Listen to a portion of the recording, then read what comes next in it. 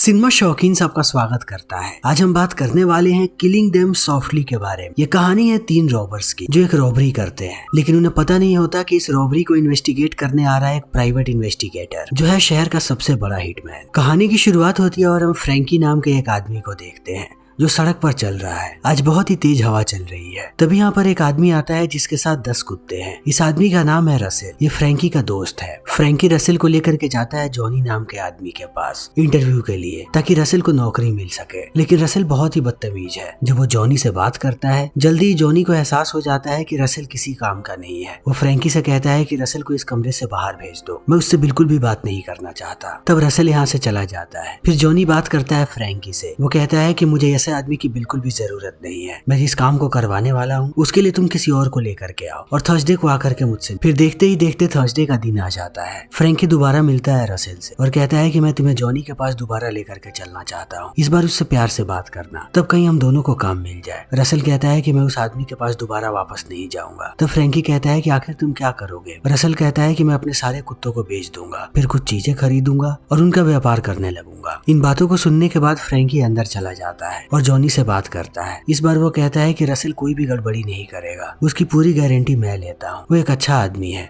तुम जैसा चाहोगे वो बिल्कुल वैसा ही काम करेगा, तुम्हें उसके लिए चिंता करने की कोई जरूरत नहीं है। तब जॉनी कहता है कि क्या रसेल कार्ड गेम खेल सकता है और वो गेम को हैंडल कर सकता है। फ्रैंकी कहता है कि हाँ, हम दोनों कार्ड गेम को हैंडल कर सकते हैं, लेकिन मुझे समझ में नहीं आ रहा कि तुम कार्ड गेम के बारे में क्यों पूछ रहे हो। तब जॉनी कहानी सुनाना शुरू करता है और बताता है मार्की नाम के आदमी के बारे में जो अपने क्लब में बड़े बड़े पोकर गेम्स को ऑर्गेनाइज करवाता था। शहर के सारे अमीर लोग वहाँ पर आते थे बहुत सारे पैसों के साथ, और मार्की इन चीजों को देखा करता था। एक दिन उसके दिमाग में एक आइडिया आया कि वो इन सारे पैसों को लूट सकता है। उसने अपने ही 2 लोगों को अंदर भिजवाया जो बंदूक लेकर के आए और सारे पैसों को लूट करके चले गए। लेकिन जितने भी लोगों के पैसों को लूटा गया था, उन लोगों ने डिलन नाम के आदमी को हायर किया ताकि वो पता लगा सके कि किसने ये रॉबरी करवाई है। तब डिलन सबसे पहले पहुंचा मार्की के पास और उसे इंट्रोगेट करना शुरू कर दिया। धीरे धीरे ये बात आगे बढ़ने लगी। तब डिलन और मार्की के लोगों के बीच लड़ाई होने लगी। थोड़े समय के बाद डिलन ने गिव अप कर दिया क्योंकि उसे कोई भी जवाब नहीं मिला था। फिर सारे लोगों ने जवाब को ढूंढना बंद कर दिया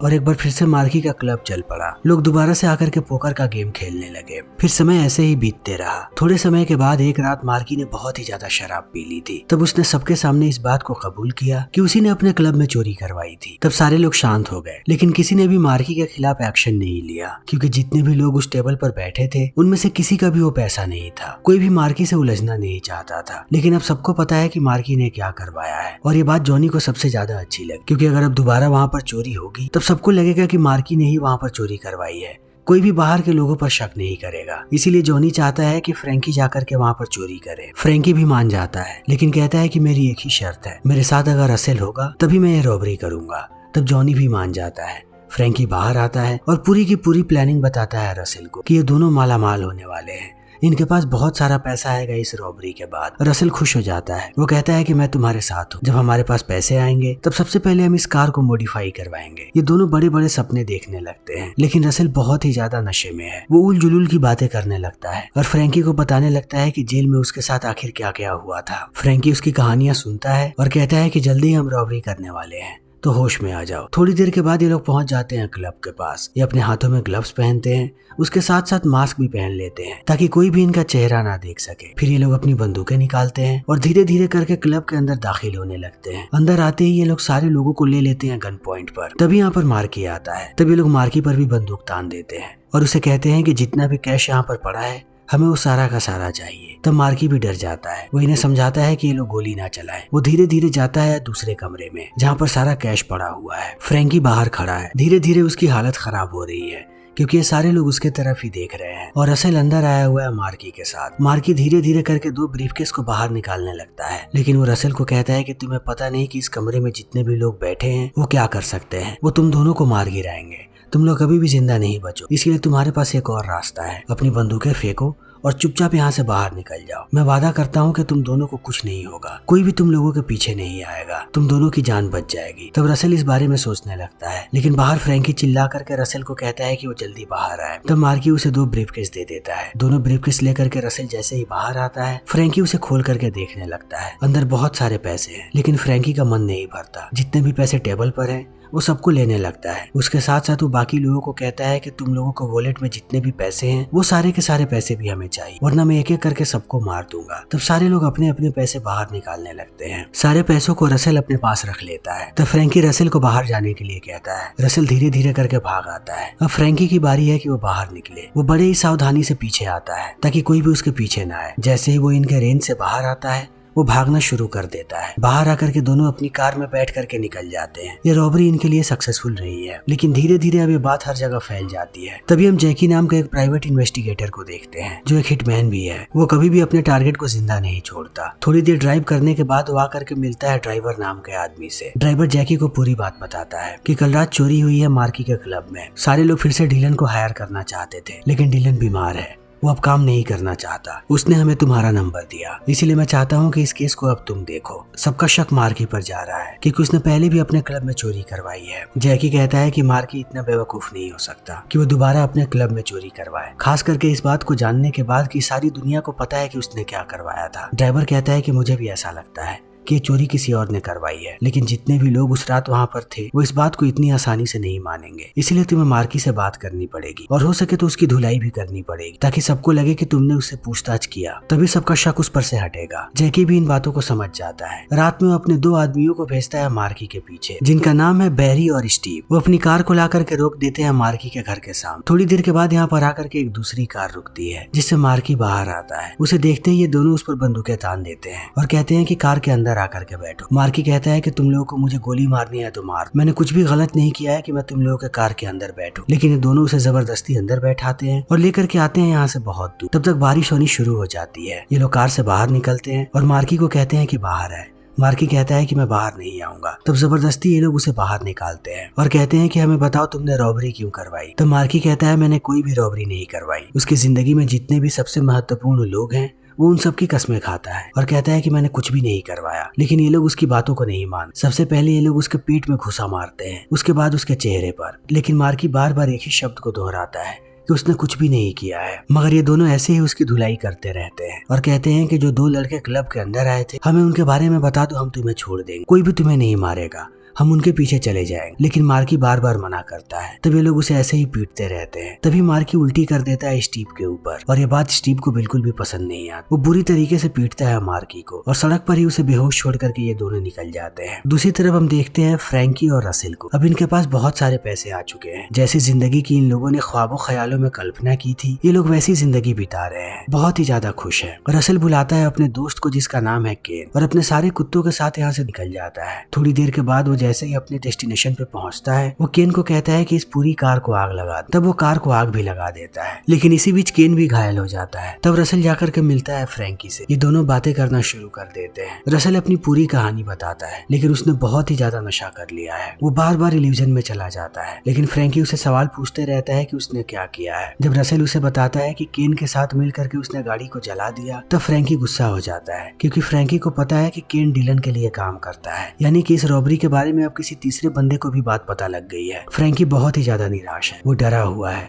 उसे लगता है कि जल्दी ही वो लोग अब इन दोनों तक पहुंच जाएंगे। तभी दूसरी तरफ हम जैकी को देखते हैं जो आकर के मिलता है ड्राइवर से और बताता है कि मुझे रॉबरी के बारे में कुछ चीजें पता लगी हैं। हमारा शक जा रहा है रसेल नाम के एक आदमी पर, क्योंकि उसने टेडी नाम के एक आदमी से मदद मांगी थी और टेडी मेरे लिए काम करता है। वो मेरे पास आया कि क्या उसे ये काम करना चाहिए। मुझे समझ में नहीं आ रहा कि ये दोनों रॉबर्स इतने बेवकूफ कैसे हो सकते हैं। और दूसरी तरफ उल्टा हमने पिटाई कर दी मार्की के शरीर की आधी हड्डियां टूट चुकी हैं। इस बात को सुनते ही ये दोनों हंसने लगते हैं। जैकी कहता है कि वो जमाना अलग था जब मैं लोगों को मारा करता था। अब मैं लोगों को क्लोज रेंज से नहीं मारना चाहता, मैं उन्हें दूर से मारता हूँ। इस काम को करने के लिए मुझे एक और आदमी की मदद चाहिए, उसका नाम है मिकी। वो ड्राइवर को कहता है कि वो मिकी को बुलाए। तब ड्राइवर मान जाता है। ये लोग जल्दी ही कांटेक्ट करते हैं मिकी से। मिकी आ जाता है इनके शहर। मिकी को इन लोगों ने 2 दिनों के लिए $15,000 दिए हैं। मिकी बहुत ही खतरनाक आदमी है। शहर में आते ही वो सबसे पहले आकर के मिलता है जैकी से। तब ये दोनों बातें करना शुरू कर देते हैं। जैकी मिकी से पूछता है कि वो अब तक कहाँ था। तब मिकी पूरी कहानी बताता है कि उसने एक नई बंदूक खरीदी। तभी पुलिस वालों ने उसे बंदूक के साथ पकड़ लिया और उस पर कार्यवाही शुरू हो गई। कोर्ट में उसने बार बार कहा कि वो बंदूक उसकी नहीं है, मगर फिर भी उसे जेल हो गई क्योंकि वो बंदूक उसी की थी। थोड़े समय के बाद वो जेल से बाहर आ गया, लेकिन अभी भी चांसेस है कि उसे दोबारा जेल में डाल दिया जाए। मिकी की बीवी है और बच्चे भी हैं। जब वो जेल में था तब उसकी पत्नी ने डाइवोर्स के लिए फाइल किया था, लेकिन मिकी ने अपनी पत्नी को मना लिया। मगर इस बार अगर वो जेल गया तब उसकी पत्नी नहीं मानेगी, वो उसे तलाक दे देगी। जैकी उसे समझाता है और कहता है कि सब कुछ ठीक हो जाएगा, तुम्हें चिंता करने की कोई जरूरत नहीं है, हमें इस काम को पूरा करना है।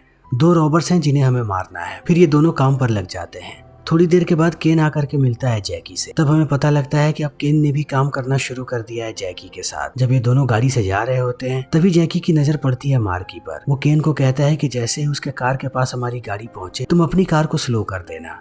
केन ऐसा ही करता है। पास में जाते ही जैकी अपनी बंदूक निकाल करके गोली चला देता है। उसकी पहली गोली ही जा करके लग जाती है मार्क, लेकिन जैकी नहीं रुकता। वो गोलियां चलाते रहता है और मार्की के सर को छल्ली करके रख देता है। फिर ये लोग यहाँ से निकल जाते हैं, लेकिन मार्की की गाड़ी अब बीच सड़क पर है। दूसरी गाड़ियां आकर के उसे बार बार टक्कर मारती हैं। मार्की की बहुत ही खतरनाक मौत होती है। तब थोड़े समय के बाद जैकी मिलने जाता है मिकी से। वो देखता है कि मिकी शराब के नशे में धुत है। वो जब से यहाँ पर आया है तब से वो शराब पी रहा है और पार्टी कर रहा है। जैकी जब उससे बात करने की कोशिश करता है तब मिकी दोबारा अपनी पुरानी कहानियां सुनाना शुरू कर देता है और इमोशनल हो जाता है। जैकी मिकी को कहता है कि तुम्हें ये सब कुछ बंद करना पड़ेगा, शराब पीना बंद करो और पार्टी करना बंद करो, मुझे तुम्हारी जरूरत है, मैंने तुम्हें यहाँ पर एक काम के लिए बुलाया है। तब मिकी गुस्सा हो जाता है और कहता है कि तुम मुझे नहीं बताओगे कि मुझे क्या करना है, मेरे मन में जो आएगा मैं वो करूंगा। ये बात जैकी को बिल्कुल भी पसंद नहीं आती। वो मिकी को कहता है कि अभी के अभी जाकर के सो जाओ, 5 घंटे के बाद मुझे तुम्हारी जरूरत है और मैं जहाँ बुलाऊं तुम्हें वहाँ पर आना पड़ेगा। इतना कहने के बाद जैकी जाकर के मिलता है ड्राइवर से और उसे पूरी बात बताता है कि हमने बहुत बड़ी गलती कर दी, मिकी को हमें कभी भी यहाँ पर नहीं बुलाना चाहिए था, वो हमारे काम को खराब करने वाला है। अब मुझे दूसरी प्लानिंग करनी पड़ेगी। सबसे पहले हमें मिकी को रास्ते से हटाना है। मिकी बेल पर छूटा था और वो कभी भी ट्रैवल नहीं कर सकता था, इसलिए अब हमें पुलिस वालों को इत्तला करना पड़ेगा। उन्हें जैसे ही पता लगेगा कि इसने नियमों का उल्लंघन किया है, पुलिस वाले उसे अरेस्ट करके दोबारा जेल में डाल देंगे और वो हमारे रास्ते से हट जाएगा। तब ड्राइवर को भी ये प्लान पसंद आता है। दूसरी तरफ हम रसेल को देखते हैं जो जा रहा है अपने लॉकर रूम की तरफ ताकि वो पैसों को बाहर निकाल सके, लेकिन पुलिस वालों को भी पता लग गया कि रसेल ने कुछ ना कुछ तो किया है। पुलिस वालों ने उस पर नजर रखा हुआ है। जैसे ही वो अंदर दाखिल होता है सारे के सारे पुलिस वाले अलर्ट हो जाते हैं। तभी वो जाता है अपने लॉकर रूम के पास और अंदर से पैसों को बाहर निकालने लगता है। तभी पुलिस वाले उसे अरेस्ट करके यहाँ से लेकर के चले जाते हैं। जैसे ही फ्रैंकी को यह बात पता लगती है वो बहुत ही ज्यादा निराश हो जाता है और भागते हुए पहुंचता है जॉनी के पास और कहता है कि पुलिस वालों ने रसेल को पकड़ लिया है, वो जेल नहीं जाना चाहता था लेकिन अब वो दोबारा जेल जाएगा, मुझे बहुत ही चिंता हो रही है। तब जॉनी उसे समझाता है कि तुम्हें चिंता करने की कोई जरूरत नहीं है, सब कुछ ठीक हो जाएगा। फ्रैंकी यहाँ से निकल जाता है और पहुंचता है एक बार में। तभी हम जैकी को देखते हैं जो चला आता है इसी बार में। फ्रैंकी को पता नहीं कि जैकी कौन है, वो आराम से बैठ करके शराब पी रहा होता है। तभी जैकी फ्रैंकी से कहता है कि मैं एक आदमी को ढूंढ रहा हूँ जिसका नाम है फ्रैंकी। इन बातों को सुनते ही फ्रैंकी डर जाता है और जैकी से कहता है कि आखिर तुम्हें उससे क्या काम है। जैकी कहता है कि मुझे पता है फ्रैंकी ने क्या किया है और धीरे धीरे करके हर तरफ ये बात फैल रही है। फ्रैंकी ज्यादा दिनों तक जिंदा नहीं बचने वाला है, उसके पास सिर्फ एक ही रास्ता है जिंदा रहने का, कि वो सब कुछ उगल दे और सारी सच्चाइयां बता दे। फ्रैंकी जैकी से कहता है कि आखिर इतनी जल्दी तुम्हें सारी चीजें कैसे पता लगी। तब जैकी कहता है कि डिलन मेरा दोस्त है, शहर में हर तरफ उसके लोग फैले हुए हैं, आधी खबरें उन लोगों ने मुझे ला करके दी। तब फ्रैंकी की हालत और भी ज्यादा खराब हो जाती है। वो समझ जाता है कि केन ने सारी की सारी बातें उगल दी है और अब ये लोग नहीं बचने वाले। जैकी उसे कहता है कि मुझे बताओ जॉनी कहाँ पर है, अगर तुमने जॉनी के बारे में बता दिया तब कहीं मैं तुम्हारे ऊपर रहम दिखा दूं, वरना सबसे पहले मैं जॉनी को मारूंगा तब तुम्हारी बारी आएगी। फ्रैंकी डर के मारे कुछ नहीं बताता। तब जैकी यहाँ से जाने लगता है कि जल्दी ही मैं सब कुछ खत्म कर दूंगा। तब फ्रैंकी उसे बुलाता है और कहता है कि मैं तुम्हें बता सकता हूँ कि जॉनी कहाँ पर है। जैकी कहता है कि बहुत सही, तुम्हें बताना ही पड़ेगा, क्योंकि अगर मैं जॉनी के पास पहुंचा तब वो 1 मिनट में तुम्हारे बारे में सारी चीजें बता देगा। अगर मैंने उसे कुछ भी ऑफर दिया कि मैं उस पर कोई भी किसी किस्म की रहम करूंगा तो तुम्हें उसके ऊपर कोई भी रहम नहीं दिखानी चाहिए। मुझे बताओ जॉनी कहाँ पर है। तब फ्रैंकी रोने लगता है। वो जॉनी के बारे में कुछ नहीं बताना चाहता, लेकिन अंत में वो बता देता है उसकी लोकेशन। तब जैकी उससे कहता है कि तुम्हें भी मेरे साथ चलना पड़ेगा,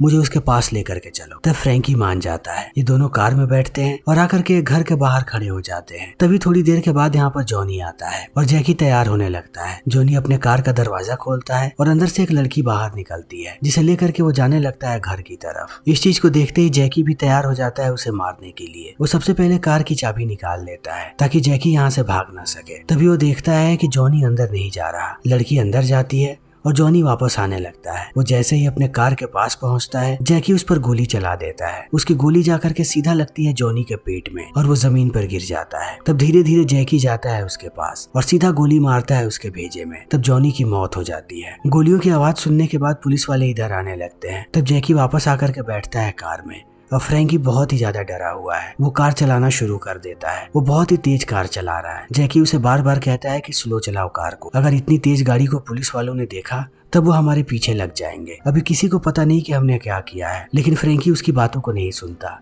वैसे ही कार को तेज चलाते रहता है। तब थोड़ी देर के बाद उसे जैकी कहता है कि वो कार रोके। कार रुकते ही जैकी खुद कार चलाना शुरू कर देता है। थोड़ी देर के बाद ये लोग पहुंचते हैं एक पार्किंग के अंदर। तब जैकी फ्रैंकी से पूछता है कि तुम क्या करने वाले हो। फ्रैंकी कहता है कि सबसे पहले मैं इस कार को जलाऊंगा, उसके बाद दूसरी गाड़ी में बैठ करके यहाँ से निकल जाऊंगा। इन बातों को सुनते ही जैकी बाहर आ जाता है। बाहर आते ही वो अपनी बंदूक निकालता है और फ्रैंकी का भी काम तमाम कर देता है। उसे मारने के बाद वो सबसे पहले अपने सारे फिंगरप्रिंट्स को मिटाता है और दूसरी गाड़ी में बैठ करके निकल जाता है, ऐसे जैसे कि कुछ हुआ ही नहीं हो और उसने कुछ भी ना किया हो। थोड़ी देर ड्राइव करने के बाद वो पहुंचता है एक बार में, जहाँ पर उसकी मुलाकात होती है ड्राइवर से। वो ड्राइवर को कहता है कि मैं ज्यादा बातें नहीं करना चाहता, मेरा जितना पैसा बनता है मुझे कैश चाहिए, मुझे पैसे दो ताकि मैं यहाँ से। तब ड्राइवर उसे पैसे दे देता है। जैकी जाता है वॉशरूम के अंदर और अंदर से गुस्से में बाहर आता है। वो ड्राइवर को कहता है कि ये सिर्फ $10,000 है, बात $15,000 की हुई थी। उसके साथ साथ तुम लोगों ने $30,000 देने का वादा किया था मिकी को, $15,000 सिर्फ एक बंदे का, लेकिन मिकी को भी रास्ते से मैंने हटाया है, तो मुझे अब $45,000 चाहिए। मुझे सिर्फ $10,000 मिले हैं, बाकी के $35,000 कहाँ पर है। तब ड्राइवर सोच में पड़ जाता है और कहता है कि मैं पहले डिलन से बात कर लेता हूँ, तभी मैं तुम्हें कुछ पैसे दे पाऊंगा। जैकी कहता है कि सुबह सुबह डिलन की मौत हो गई, उसे किसी ने गोली मार। तब ड्राइवर और भी ज्यादा डर जाता है और जैकी को कहता है कि तुम्हें तुम्हारे पैसे मिल जाएंगे, क्योंकि ड्राइवर नहीं चाहता कि वो जैकी से पंगा ले, वरना जैकी इसका भी काम तमाम कर देगा। फिर इसी के साथ ये फिल्म यहीं पर खत्म हो जाती है। तो दोस्तों, हमारी आज की ये वीडियो यहीं पर खत्म होती है। अगर आपको हमारी ये वीडियो पसंद आई हो तो इसे लाइक करें, शेयर करें और चैनल को सब्सक्राइब करें।